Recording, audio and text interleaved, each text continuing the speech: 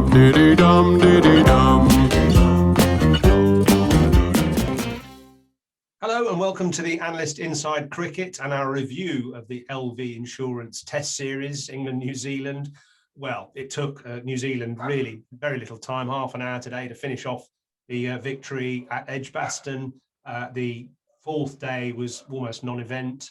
Actually, what a shame, really, for a packed house that would have loved a day's cricket in the hot sunshine and to see England thriving, but it was anything but that. And New Zealanders win a rare series in England, and generally, Simon, a chastening day for England. Yeah, New Zealand's first test victory in terms of series in England since 1999, when it was all so bad. Those who remember that will know that England was bottom of the pile, and then gradually they turned it round under Duncan Fletcher and Nasser Hussain, and then have thrived largely for the last 20 years or so. Okay, of late they have been not so good. I suppose the question we should ask is how bad is it?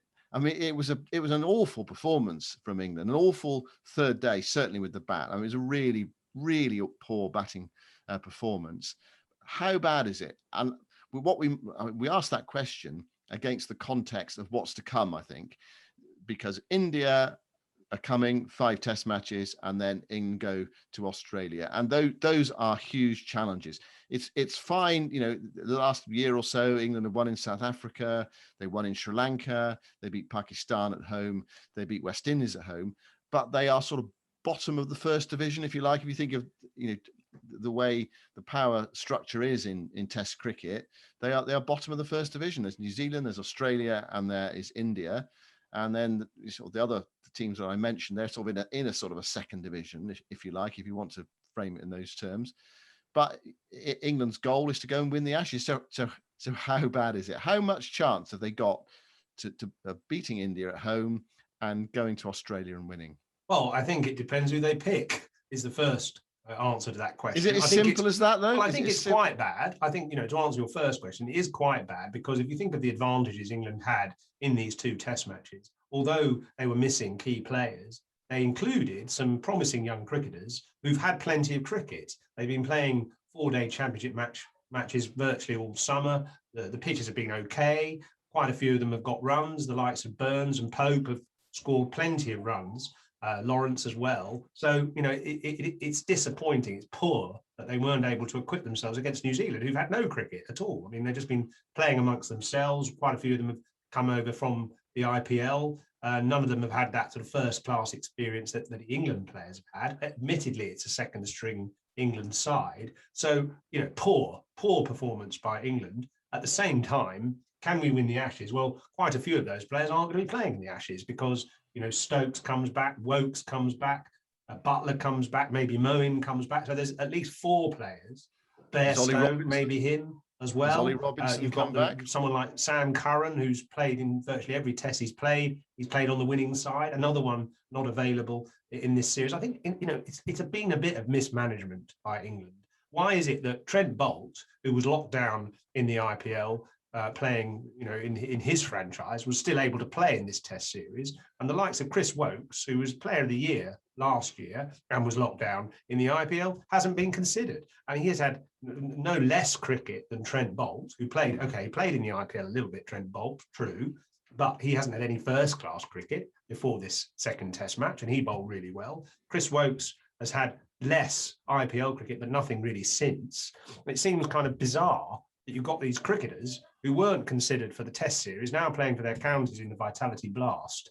It just seems all the wrong way around, a bit cockeyed.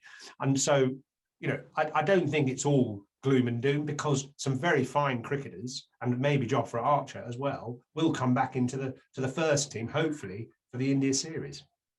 One name you missed out there in your list of players to come back, of course, is Ollie Robinson. Whether that overshadowed this test match and this test series, they said it didn't, but you never know. You need a clear mind, don't you, to play test match cricket? And it was one of those distractions that England didn't need. So you're saying it's not as bad as everybody thinks it is. What about, though, at the top of the order. It seems a strange thing to be saying, because if you look at the series, Dom Sibley runs in the second innings at Lords. Rory Burns got 100. He was England's man in the series, and he made 80 in the second Test match and shared that stand of 70 odd on the first day. That actually, should have provided the base for England to score well.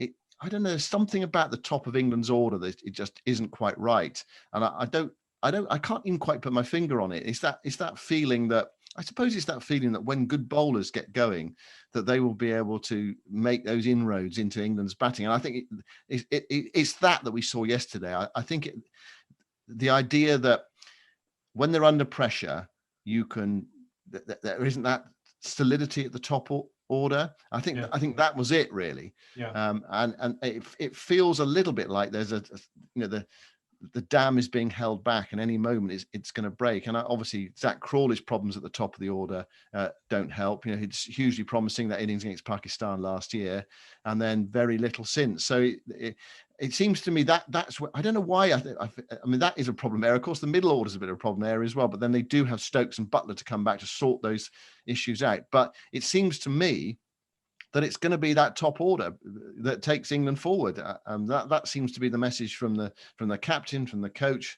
After, it's more like, carry on, we just need to play better. Yeah, I mean, if you look at, I think it's a mistake to constantly focus on the Ashes all the time. We said this on the podcast yesterday, because there are very good sides like New Zealand and India to beat first. So to focus on the Ashes is a mistake. But if you look at how England won the Ashes in 2011 under Andrew Strauss, it was due to a very good opening partnership. Andrew Strauss and, of course, Alistair Cook, England's best run maker of all time. Cook made 700 odd runs. Strauss got a couple of hundreds in that series. They had a very experienced, solid batting lineup, but it was led off by those two very experienced, doughty, determined openers who gave a sort of reassurance to England and a frustration, a doggedness to the Australian fast bowlers that they couldn't get through.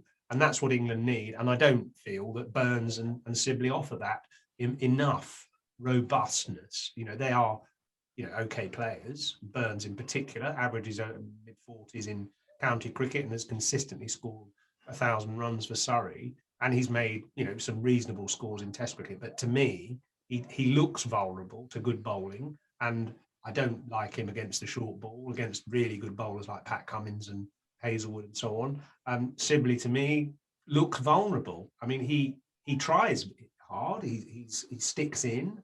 He can weather periods of good bowling, but he just looks vulnerable to a good ball around off stump. So that is a worry.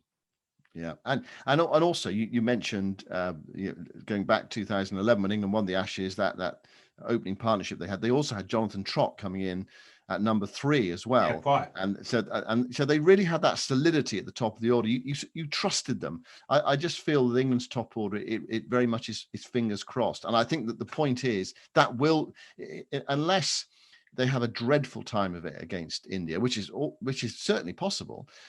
Unless they do, that will be where England go, and possibly because it's not obvious what the alternatives are. You think about players who could come in. Well, there's Hamid. People say give him a go, but it strikes me, and I've said this before, that he's a player. I know they call him up into the squad, but he needs to have just a slightly better CV after those years of struggle, that you need to see him succeed over a longer period. I know he scored 200s in a championship match earlier in the season, but I think you want that consistent, strong evidence that his game is back to where it was. Because I was in India last time, or that time when he played those 3 Test matches, and he was excellent. He looked really good on those Indian pitches. So there is scope there.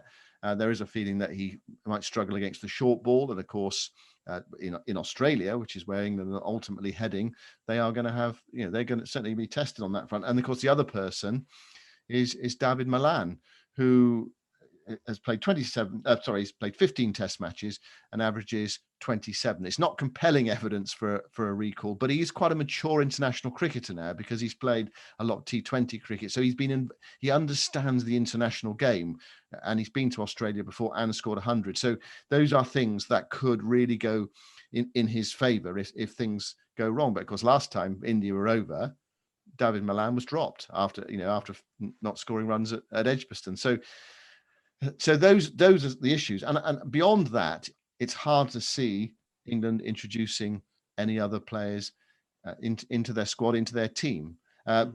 Joe Root was asked afterwards today about the low averages in England's batting order, and also some of the techniques of the players. And we were talking about the other day about sometimes you look at that England batting order and some of the techniques, it looks as if they were made in Frankenstein's lab.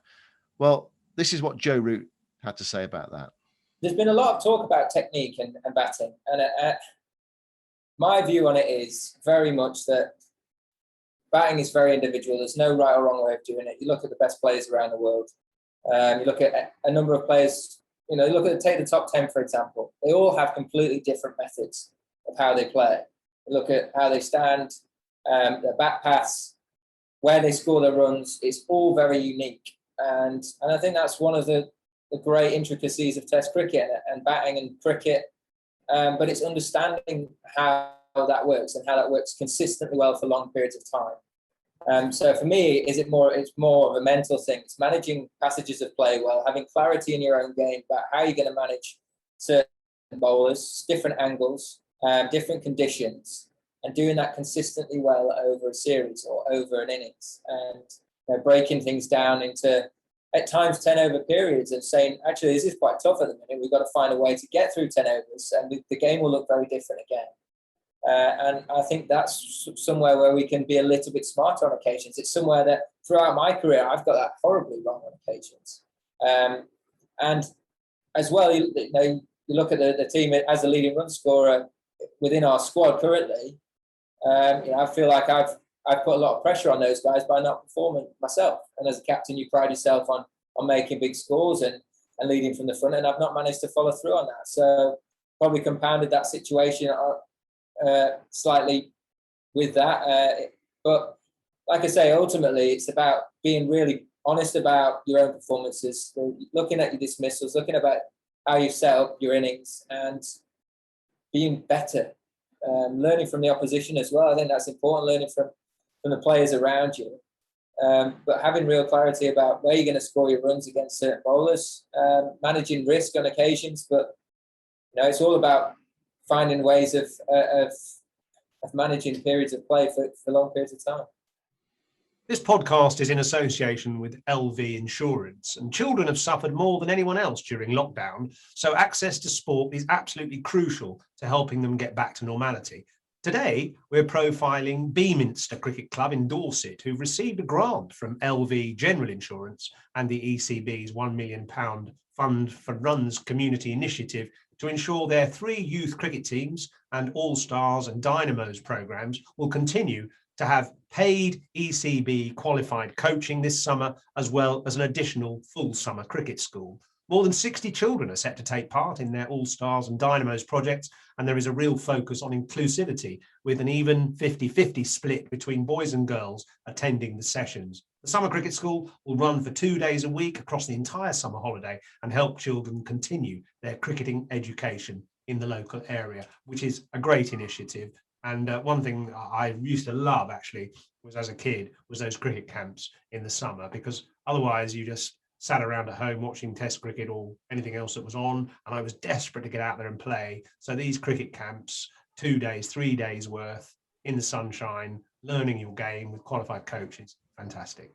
What do you feel about Hamid? We talked about him a bit earlier. I mean, one of the things about the India series, it's in early August, and how much cricket is there for these players to play before the series? Yeah, that's the problem. I like Hamid. I think he's more orthodox than either Burns or Sibley, and that's a good thing in a way, because in Australia, particularly, and against India too, but in Australia you need to have an orthodox method, or at least what England haven't been doing, I feel, of these, particularly these young players, is they haven't been waiting to play the ball. There was a stat during that second test, New Zealand test, at Edgbaston, saying that, in fact, I think it was the first test where New Zealand batsmen all played the ball later than their English counterparts.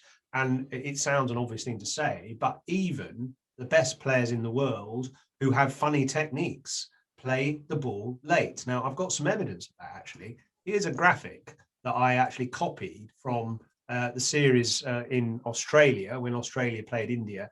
And it just shows Steve Smith, who, as we all know, has a pretty unorthodox technique, but he does play the ball late. So all those white balls there are his interception points.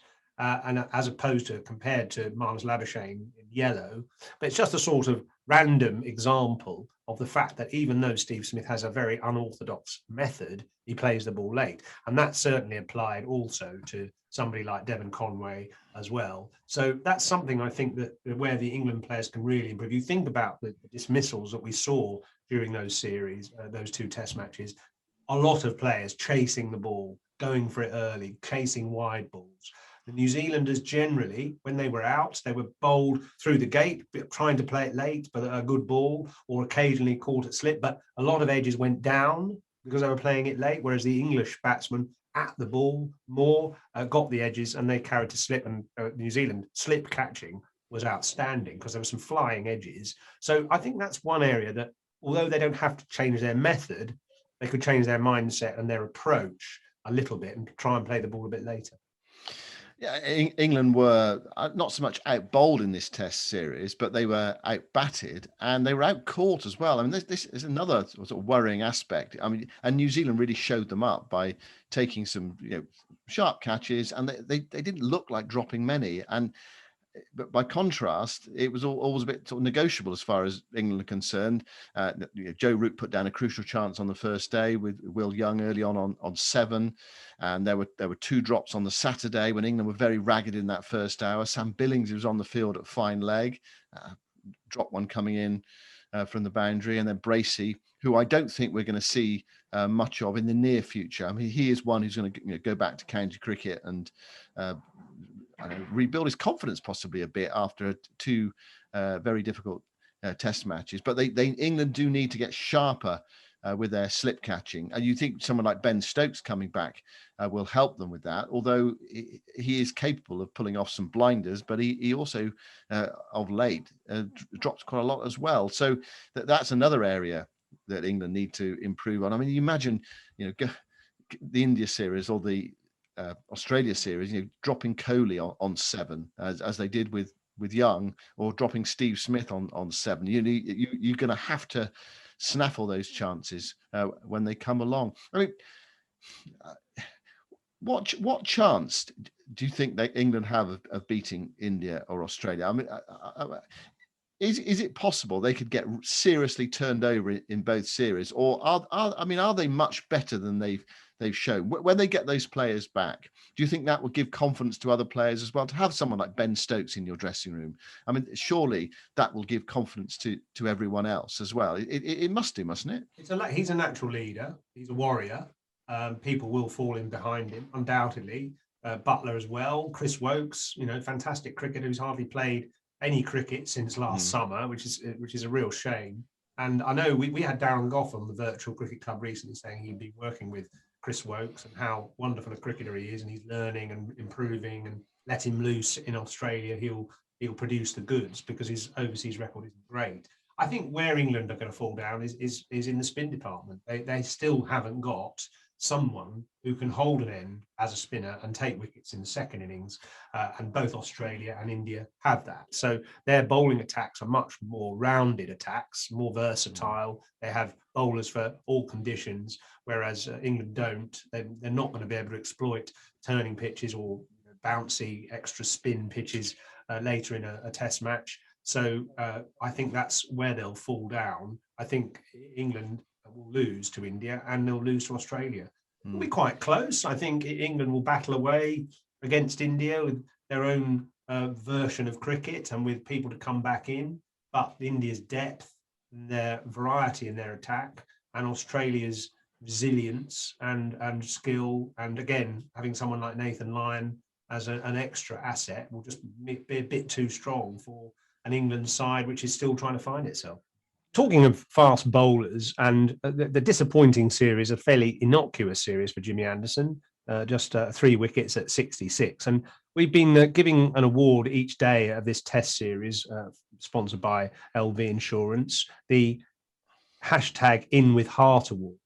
And I think for this this particular test match, we should give it to Matt Henry, who the New Zealand fast bowler, who outbowled most of his English counterparts in that second test match. He very rarely plays 2 test matches in a row. He's only played 1 in this series, and yet he took 6 wickets in the match at about 19. And actually, he's played 14 test matches in 6 years since his test debut in 2015. So he hardly ever, if ever, plays 2 tests in a row. But he's that super sub who comes in, who bowls immaculately, even though he hasn't had a test match for a few months.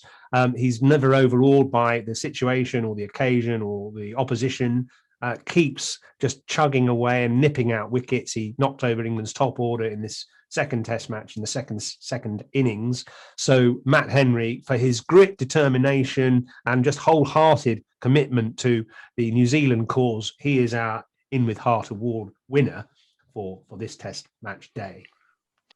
And of course, now New Zealand move on to Southampton to play the World Test Championship final. I mean, they've brushed England aside. Now it's the really big one. It's what they've come for. I read Ravi Shastri saying this is the biggest Test match ever. The World Test. I mean, that's quite like Ravi, isn't it? To come out with a statement like that. But it is to be the first ever World Test champions, and India's preparation, you could say, has not been it's probably not been as good as New Zealand's, because New Zealand sort of battle hardened, and what they've done cleverly as well is they've mixed and matched. So they've given lots of players 1 game. Some players have had 2 games, and it's also Henry's an interesting one because it's thrown up a selection issue for New Zealand. What do they do with their side for the Southampton Test match? I mean, it is one of those good selection issues to have, where you've got people in form vying for a place in the team. Does the Grandhomme come back into the side, or do they go with 4 prime quick bowlers?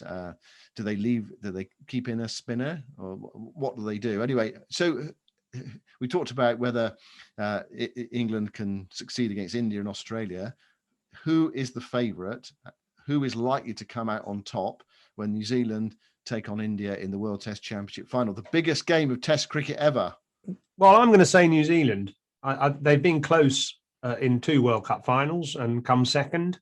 I think they'll be ultra committed to get this victory in the World Test Championship. They sort of almost sneaked in at the last minute into the final, but they are just so competent. They have so many bases covered. I like the introduction of Patel in this test match because I think he offers something as well. So he can be a counter to Jadeja in the India side. They've got so many bowlers all looking hot and potent, and hopefully Williamson will be fit. That's a key thing because he missed this last test match. I mean, obviously he's a fundamental pillar to the New Zealand team, but yeah, I think those 2 test matches, the way they've played, Conway coming through as an immaculate looking opener with just an absolute insatiability for runs. I think they've got all the bases covered. It'll be tough. India are a brilliant side with so many match winners, but the way New Zealand still hold together, they're so cohesive. There's so many excellent cricketers who just know what their game is about. I think I'm going to put my money on them. Dum diddy dum diddy dum.